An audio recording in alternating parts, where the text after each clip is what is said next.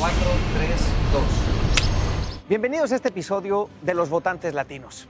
En esta segunda entrega llegamos hasta su pantalla desde las dos costas y vamos a hablar de cómo votamos, por qué votamos, cuáles son esos temas que nos apasionan y esos temas que nos enojan, que por cierto hay que decirlo, muchas veces puede ser el mismo tema que nos apasiona y que nos enoja. Que se estén burlando de nosotros los latinos. No justice, no sleep, no justice. En el primer episodio ya tocamos algunos puntos básicos, como la diversidad que hay dentro de la comunidad latina. Y eso se refleja de diferentes formas, múltiples puntos de vista, diferentes credos, muchas experiencias y afinidades distintas que para bien o para mal nos definen como individuos. Y también hablamos de cómo la comunidad latina es joven, es enorme y además no se espera más que siga creciendo. Así que a los políticos más les vale comenzar a escucharlos. Mis padres son cubanos y nicaragüenses. Mi historia comienza en Cuba, inmigré a los Estados Unidos con 6 años. Yo vengo de Honduras, inmigré aquí a los 15 años. Nací en Venezuela, tengo 20 años, huí de la dictadura y del régimen autoritario de Nicolás Maduro hace 6 años. De Colombia vine aquí a los Estados Unidos en el 2014, tenía 14 años. Yo soy dominicana, vine a este país cuando tenía 12 años. ¿Y te identificas como republicana? Como republicana, sí. Soy republicano.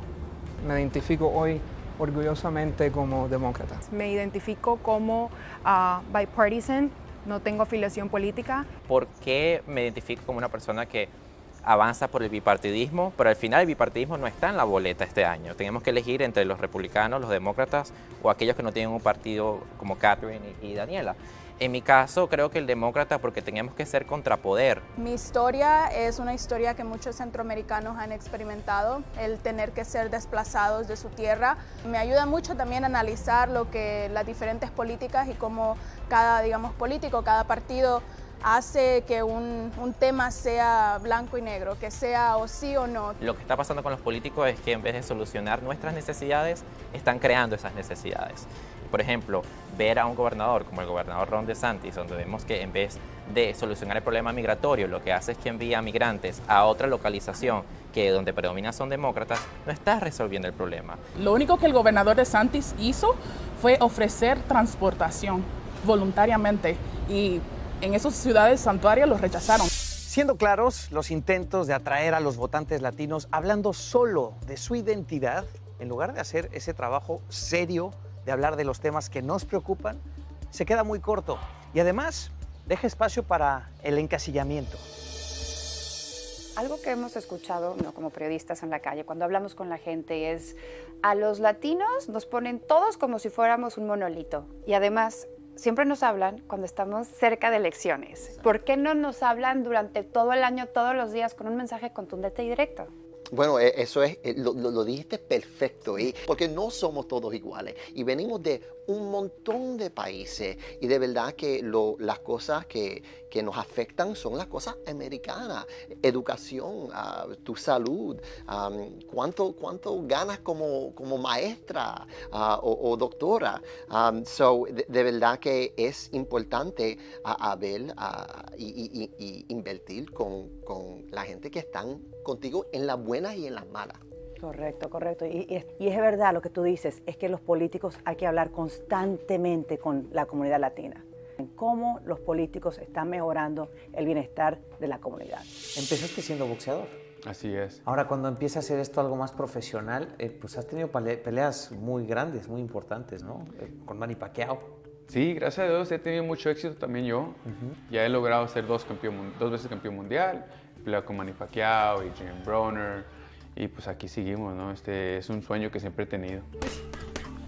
¿Tú crees que la política es como el ring? Pienso que tiene ciertas comparaciones que sí. ¿Por qué te metiste en la política? Por varias razones. Primeramente, yo nunca soy la persona que se queja. Yo más bien tomo acción y digo, ok, ¿cómo le podemos hacer para arreglar esta situación? Y yo dije, pues para poder arreglar y tener una voz en la comunidad, pues tengo que estar en una posición donde puedo representar a la gente. ¿A quién admiras tú? Admiro mucho a Ronald Reagan. Acuérdense que Ronald Reagan fue el presidente que ayudó la forma migratoria. Entonces lo respeto mucho por eso. Ahora, empezaste siendo demócrata, Reagan es un expresidente republicano y ahora tú también eres republicano. Sí. ¿Por qué? Porque yo analicé dónde estaba sentado, porque mi familia siempre votaba demócrata y yo quería saber, pero ¿por qué yo voto demócrata? El republicano apoya small businesses, los negocios chicos, familiares, oportunidades, ¿verdad? Y también apoyamos una buena fuerza policial para tener seguridad en nuestras calles, para nuestros hijos. ¿Y te gusta en lo que se ha convertido el Partido Republicano con el liderazgo que tiene ahora?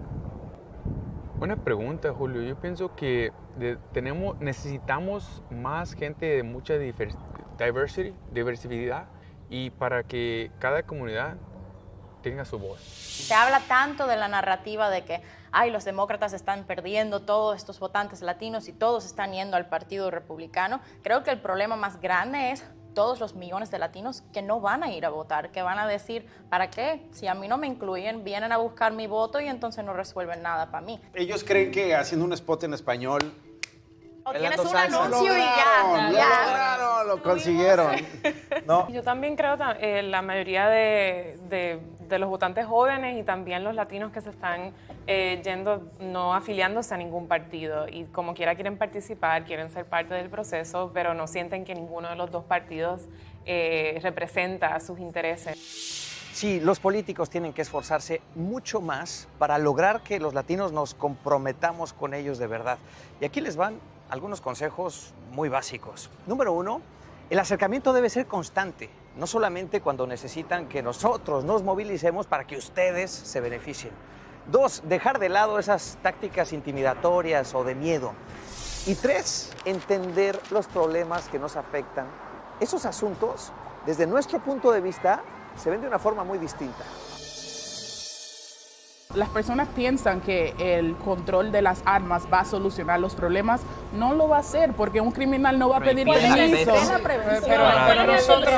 ¿Cuál es la solución? Sí hay restricciones donde creo que también debemos de invertir en la salud mental. Muchas personas desafortunadamente son asesinadas por cuchillos, por gente que usan las manos de ellos mismos. Entonces no va a ser la solución. ¿Estás de acuerdo con que se mantengan las armas de asalto?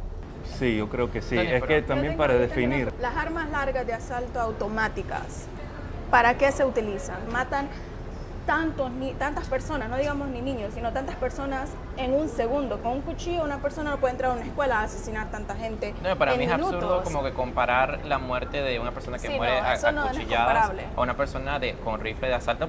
Yo soy un gun owner, yo tengo armas. Sé el proceso de cómo saqué la licencia, que es lo más fácil de todo. Me quedé sorprendida como ni siquiera te hacen ni una sola pregunta de salud mental. Es más fácil que sacar una licencia de conducir. Totalmente.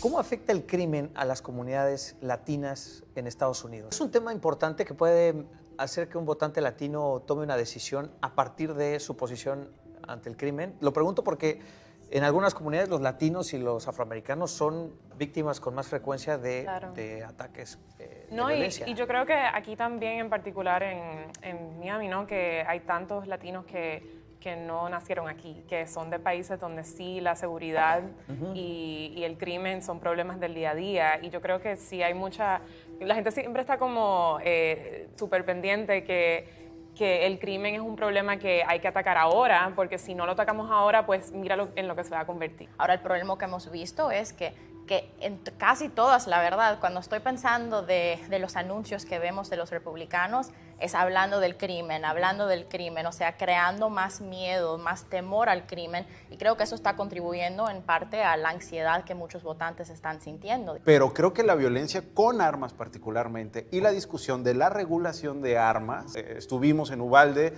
y vimos lo que pasó en Uvalde. Creo que el efecto de Uvalde, eso tiene que ver con las elecciones de medio término, porque en las elecciones de medio término se escogen, como todos los que nos están viendo lo saben, quienes van a discutir la agenda legislativa en ese sentido. Pero parece que en esta elección sí hay temas que nos unen, y el primero de ellos diría yo que es la economía, ¿no?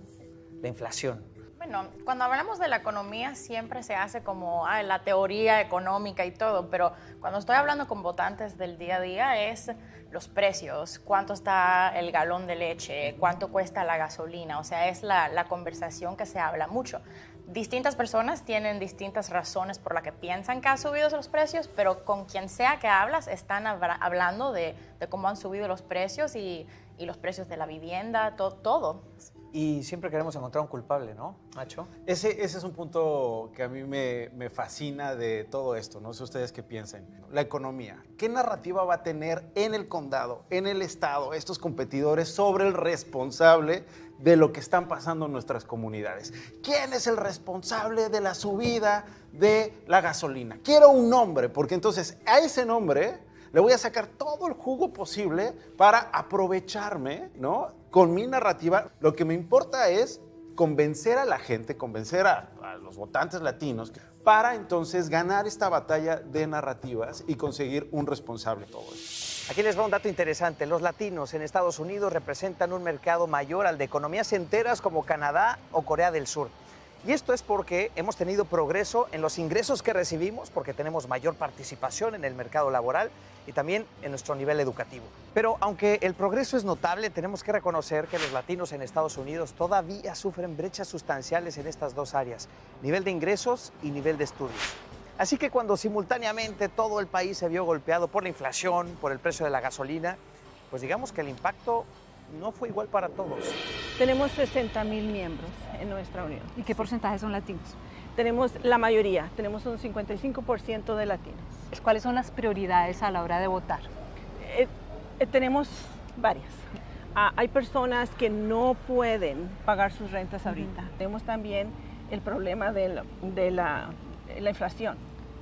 Los gastos han subido enormemente y tenemos, no sé si ustedes sepan, pero Las Vegas se cerró por completo por 2 meses.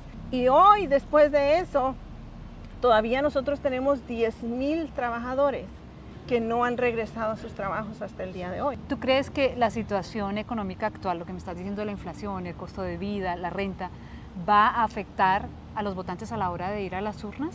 Definitivamente.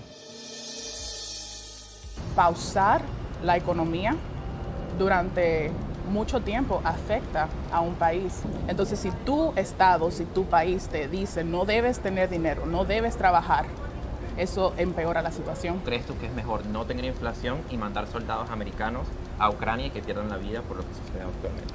Yo creo que es muy importante entender la soberanía de un país. Entonces, es como, no tiene sentido por qué hay que sacrificar nuestras personas, nuestro budget para ayudar a otro país, la frontera de otro país, y no ayudar a esta frontera.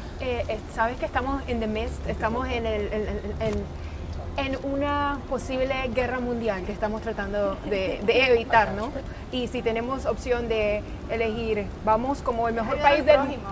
Ayudar al prójimo, como la Biblia nos dice, ¿verdad? Entre enviar dinero y ayuda en armas o enviar a nuestro ejército, prefiero el dinero, ¿no? Mi hermano está en el Army, yo no quisiera que me lo manden allá, ¿verdad? Bueno, con el tema de la inflación, yo creo que lo que es sumamente importante de notar es que cuando el dinero es para aliviar la deuda estudiantil, cuando es para los pobres, para construir carreteras, edificios, becas escolares, no hay dinero.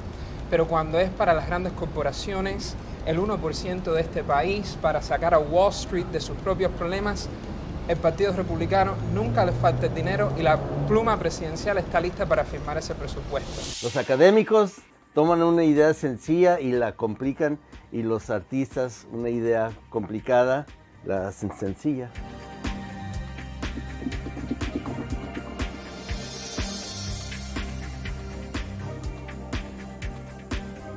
¿Por qué te parece que una caricatura es el medio correcto para mandar un mensaje, expresar una opinión? Es el método más sencillo para comunicar una idea compleja. Esta, la gasolina que está en la mente de todos, ¿eh? Oh, sí.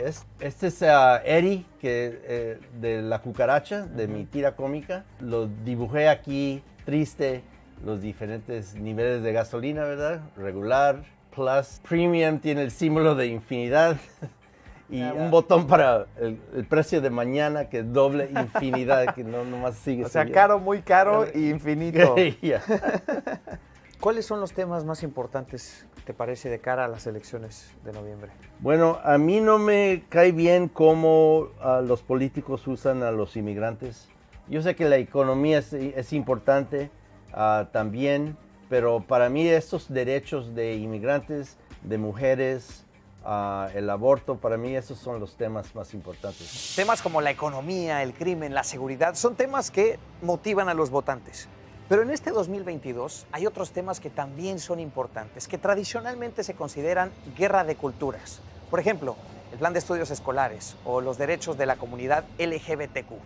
En una encuesta reciente de Telemundo y NBC News le preguntamos a un grupo de votantes latinos cuál es ese único tema que definitivamente les haría votar a favor o en contra de un candidato.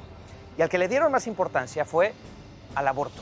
¿Les alcanza a los demócratas argumentando a favor de los derechos reproductivos contra ese argumento económico de los republicanos? Definitivamente los ha ayudado en estas elecciones. Lo vimos en los meses después de la decisión, en lo inmediato, que tenían algo más con que hacer campaña. Ahora, la parte difícil para los demócratas es que algunos están diciendo que están enfatizándose demasiado en ese tema y diciendo, ok, pero tienen que ponerle atención a todos los otros temas porque los republicanos están hablando de economía, de crimen, de inmigración.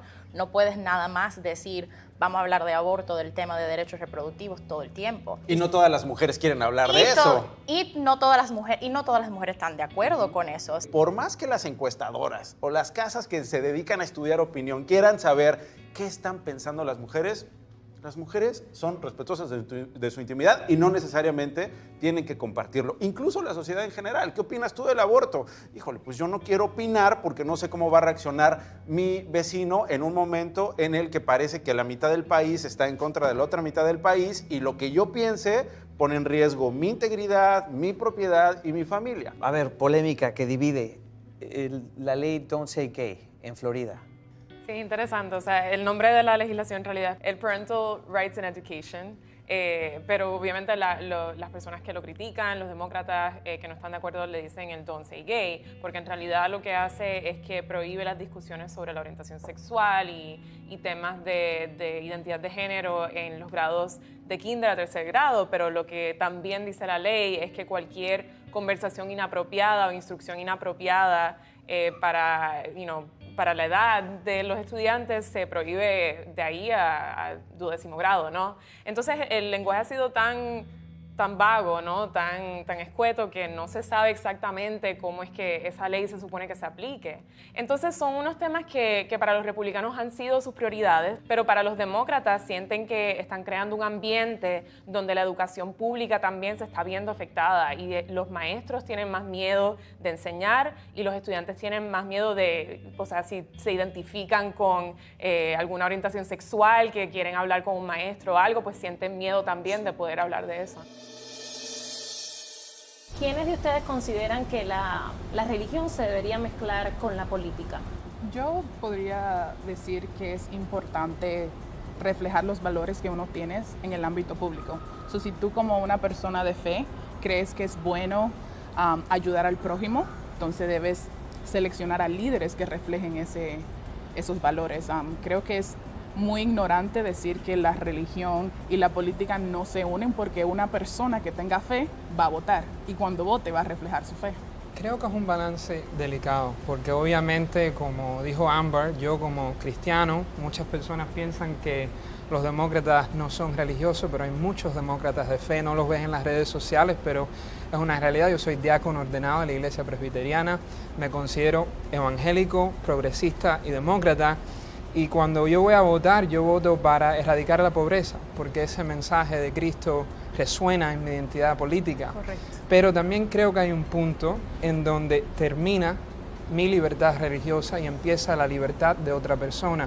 Y creo que esos son los principios clásicos liberales que han hecho este gran país un país de fe, porque aquí no se impone la religión, se escoge la fe. No me parecería que en ese país, con todo lo que critican los estados islámicos, nosotros estamos tomando decisiones como el aborto o mil y otras cosas, libertad de sexualidad, basado en la Biblia, aún así cuando no es el único libro sagrado. Uno de los temas más polémicos de estas elecciones es el tema del aborto. ¿Tú tienes una posición? por supuesto, soy pro aborto porque soy mujer y porque yo confío en las mujeres del mundo en tomar decisiones que sean las correctas para su propio cuerpo. Entonces me parece terrible y tristísimo que estemos regresando a no sé qué era, ¿no? Parece, y luego aquí en Estados Unidos, donde se supone que es the land of the freedom.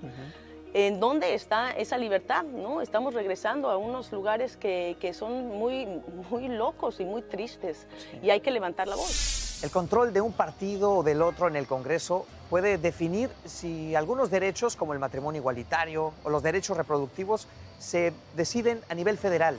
Pero por ahora, algunos de esos derechos se están definiendo a nivel estatal. Y por eso, las carreras a gobernador son tan importantes. Otro motivo, la certificación de elecciones. Y es que lo que suceda en este 2022 puede ser un catalizador para el 2024. Y varios de los aspirantes republicanos fueron respaldados, aquí se lo comentamos, por el expresidente Donald Trump y se impusieron en esta contienda. La mayoría de los candidatos republicanos que fueron respaldados por Donald Trump han derrotado a los otros candidatos republicanos que buscaban un puesto en las elecciones. Todos ellos son negacionistas de lo que sucedió en las elecciones del 2020. Dicen que Biden no ganó, que Donald Trump fue el que ganó esas elecciones. Para las decenas de millones de votantes latinos que tienen la capacidad de hacer escuchar las voces de nuestras comunidades, les pedimos, planifica tu voto. Somos el 20% de la población en Estados Unidos, representamos una cuarta parte de la juventud en el país y además somos responsables de la mitad del crecimiento a nivel nacional. Somos el futuro, así que hay que hacernos sentir. Vota. Nos vemos en la noche de las elecciones. ¿Ya? ¿Quedó? Ya.